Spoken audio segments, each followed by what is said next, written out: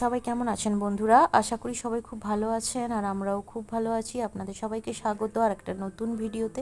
আর আজকের ভিডিওতে এখান দিয়েই শুরু করেছি। তো আমার মায়ের স্নান টান সেরে পুজো সমস্ত কিছু কাজকর্ম করা হয়ে গেছে। তারপর আমরা বসে গেছি, এই যে চার বোন আর মা সবাই মিলে গরম গরম চা নিয়ে গল্প করতে করতে, আড্ডা দিতে দিতে চা খাবো। বাপের বাড়িতে একটা কাজ ছিল, তাই চার বোনে একসাথে আসা হয়েছে, যেটা খুব কমই হয়। হ্যাঁ, তো চার বোনে একসাথে আছি, মাও আছে, খুব মজা হচ্ছে। আর এই যে এখন দুপুর হয়ে গেছে, দুপুরবেলা রান্না বান্না কমপ্লিট, সবাই বসে গেছি খাওয়া দাওয়া করতে। আর মা একদম অনেক কিছু রান্না করেছিল। হ্যাঁ, তো এই যে এখানে চালতার ডাল ছিল, কুমড়ো শাকের চচ্চড়ি, কাঁচকলা ভাজা, মাছের ঝাল, আরও অনেক কিছু ছিল, পটল ভাজা।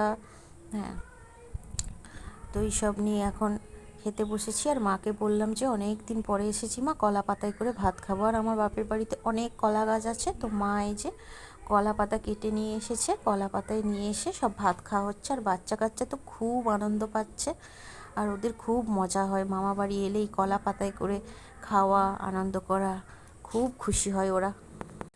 আর এই যে এখন সন্ধে হয়ে গেছে, সন্ধেবেলায় মা সরু চাকলি পিঠে বানাচ্ছে আর কি। তো সকাল থেকেই মা বলছিল কি পিঠে খাবি। হ্যাঁ, তো সরু চাকলি পিঠেটা অনেক দিন খাওয়া হয়নি, তো মা চাল ভিজিয়ে রেখেছিল। মা ভাবছিল মালপোয়া বা গুড় পিঠে কিছু করবে, কিন্তু অনেক দিন এই পিঠেটা খাওয়া হয়নি বলে ওই জন্য মাকে বললাম যে তাহলে একটু সরু চাকলি পিঠে বানাও। তো এই জন্য মা বানাচ্ছে আর কি।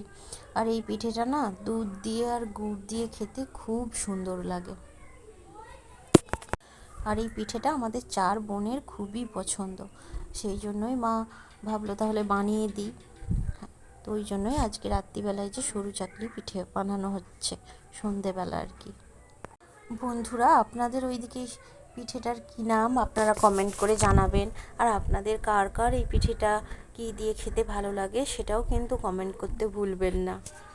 আর জানেন তো বন্ধুরা, আগে যখনই এই পিঠে হতো তখনই না, আমার ঠাকুমা এখন আর পৃথিবীতে নেই, ঠাকুমা মারা গেছেন, তো ঠাকুমা না আমাকে শেখাতো এইভাবে পিঠে করতে হয়, এইভাবে কলার ওই ডাঁটিতে করে তেল লাগাতে হয়। হ্যাঁ, ঠাকুমা আর কি শিখিয়ে দিত আমাদেরকে। কিন্তু তখন তো ছোট ছোট ছিলাম, ওই আগুনের ধারে যেতে ভয় পেতাম। আর এখন সব শিখে গেছি, কিন্তু তবুও মা ঠাকুমার মতো অত টেস্ট হয় না আর কি। যাই হোক বন্ধুরা, এই যে বাচ্চারা একটু একটু করে নিয়ে খেতে আরম্ভ করে দিয়েছে। তো চলো টাটা বাই, আবার দেখা হবে অন্য একটা ভিডিওতে।